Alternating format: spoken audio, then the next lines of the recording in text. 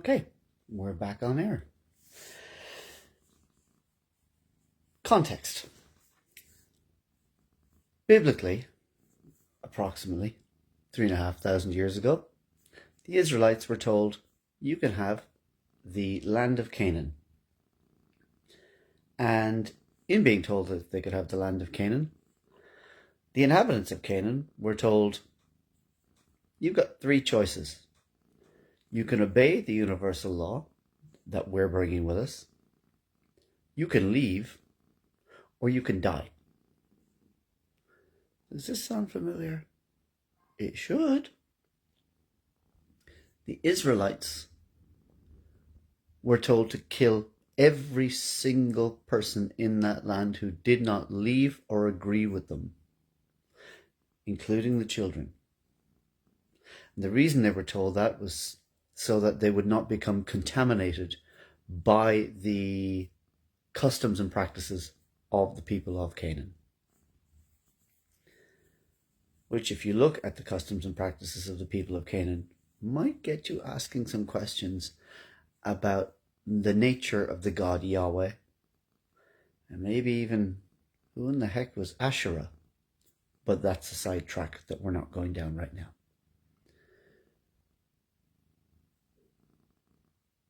So they were told it was okay to commit genocide, because it wasn't really genocide, it was the law of their God.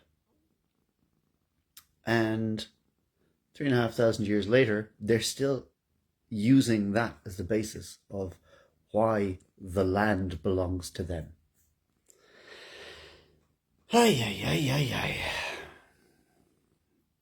It's not very Judaic, and yet it is Judaism. It's Judaism of, what was it, late Bronze Age people?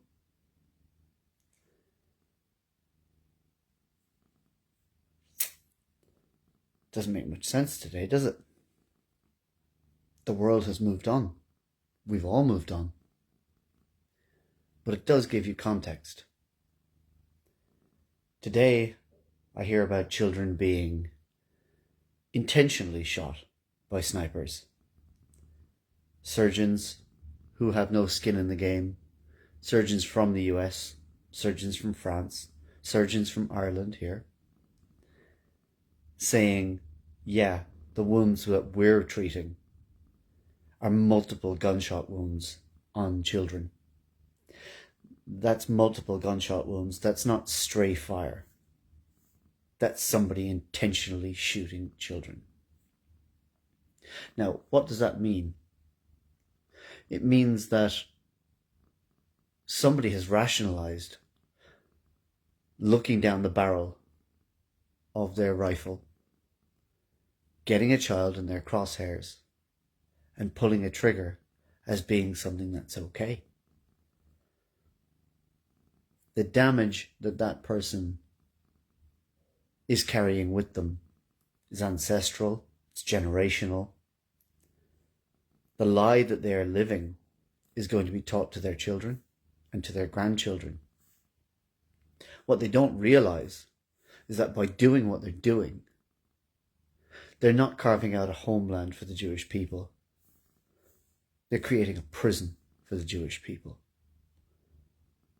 And not just the Jewish people in Israel, the Jewish people around the world who are being lumped in with what the Israelis are doing.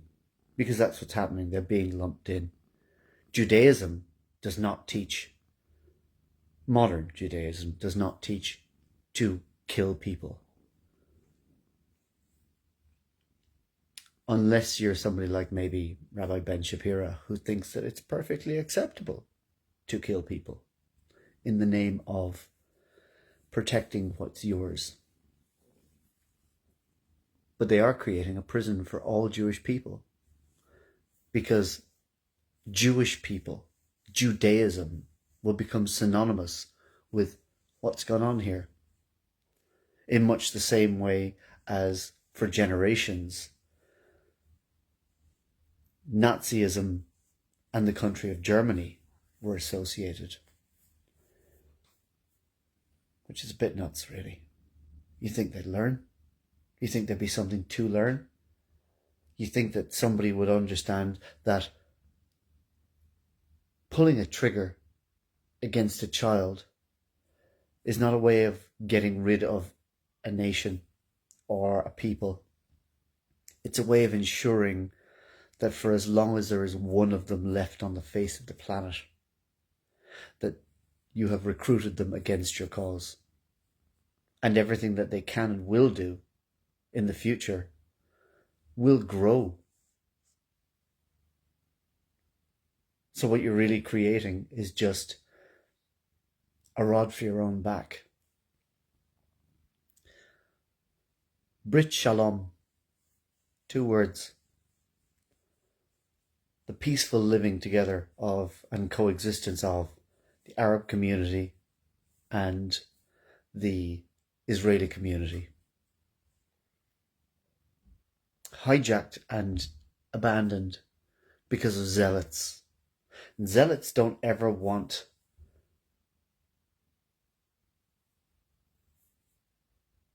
that dilution. They want everything their way. It must be our way or no way. And with people like that, you can't reason. And if you can't reason with them, then at some point we have to stop what they're doing. Why aren't we stopping what they're doing? Why aren't we doing more? Why isn't the West, why isn't Europe doing more? Mostly we're afraid. We're afraid of economic hardship.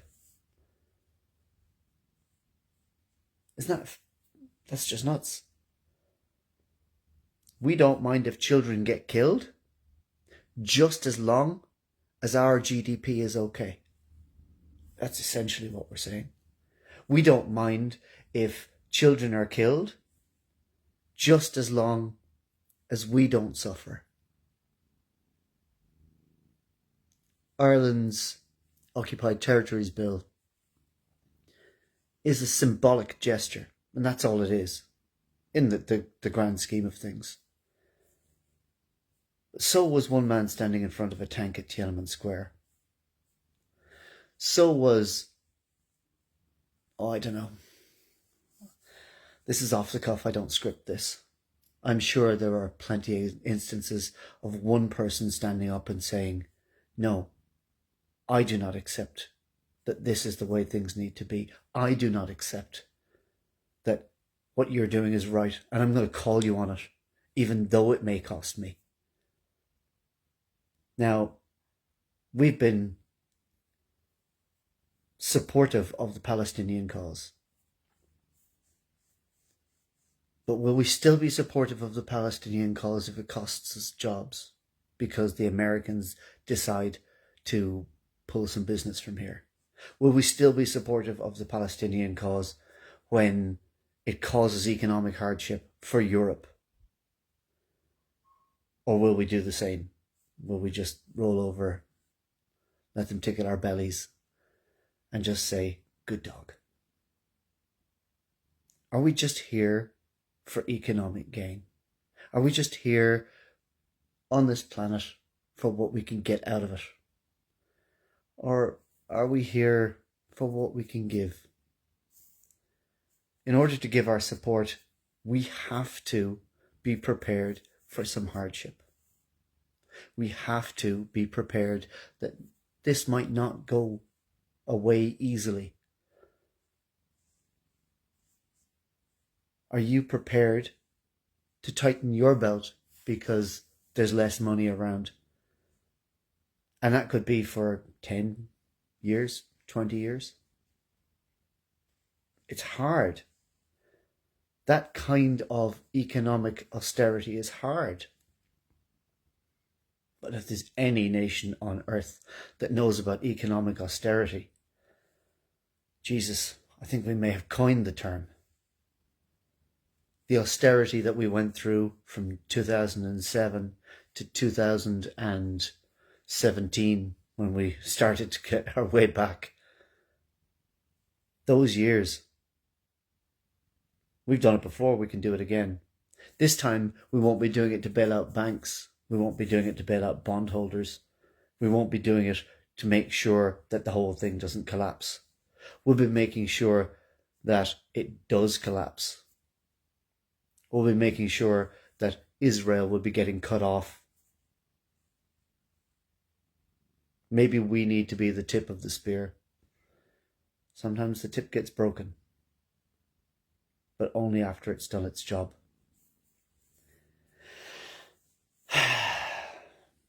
I know, who am I to be talking about all of this? I am neither a scholar, nor am I a political figure, nor am I anybody of interest, really.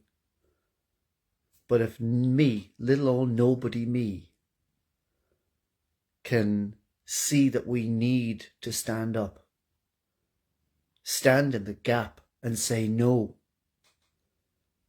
This is what men are about. This is what men are supposed to do. We're supposed to protect the weak, the innocent, the elderly. We're supposed to protect children. But then again, the covenant between Israel, the Israelites, and their God said that he would be their God and they would be his people as long as they did what was required. And part of what was required was that they were to give alms to strangers. They were to visit the elderly and the sick and to protect children. You have broken your covenant with your God. You can't be Jewish and call yourself a descendant of Israelites and kill children. Not without there being a massive contradiction that you have to think about. It is not enough that you want to have your own state. You have to understand that there is no state. There never was. There was a land. That's all it was. A land. You take away the borders and what do you have? You just have a lot of people trying their best to live together. There is no difference. There is just one human race. That's it. We're just one human race. Not a bunch of nationalities. Nationalities divide us. You want to unite us. We all love, we all eat, we all celebrate, we all grieve, we all laugh, we all feel empathy. When you stop feeling empathy, you stop being a human being.